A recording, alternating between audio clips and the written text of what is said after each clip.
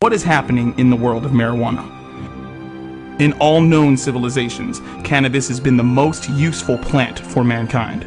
You can make paper out of it, that you can make cloth out of it, you can make cord out of it, you can make oil, you can make medicine. You can make food out of hemp seed oil, you can burn it in a lamp, you can make rope.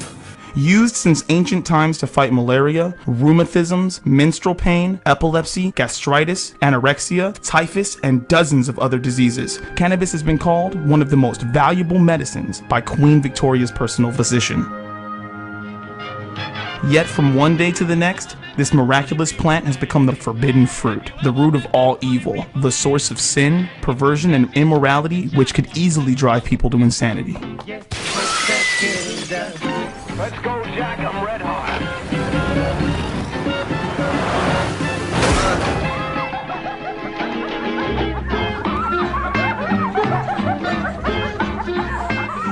What was really behind the sudden, overwhelming, and unstoppable demonization of marijuana?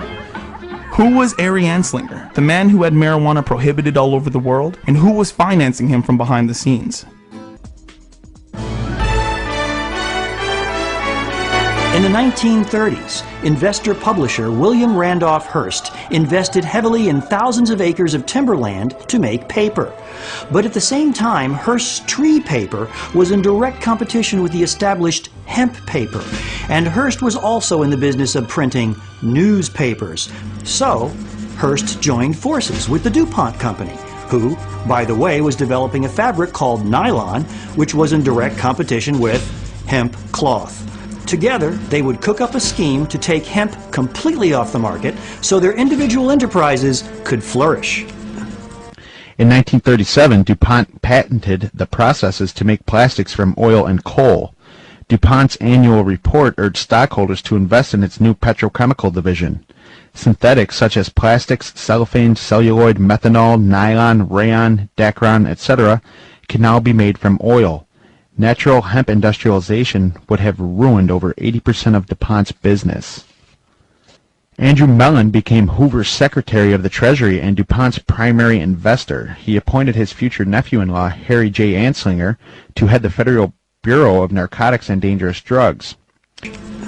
While the DuPont Company relentlessly lobbied Washington with clever propaganda, Hearst began a racist smear campaign printed in his many newspapers to convince common Americans that hemp, or marijuana, was an evil drug. Enter the extremely ambitious Harry J. Anslinger, America's first head of the Bureau of Narcotics. At the time, he was pushing for a restriction on opiates and cocaine, but it would certainly help to build his career and his agency if he added marijuana to that short list. After all, Hearst and DuPont had done an excellent job with their propaganda. Marijuana influences Negroes to look at white people in the eye, step on white men's shadows, and look at a white woman twice. The rest is an embarrassing and dismal history.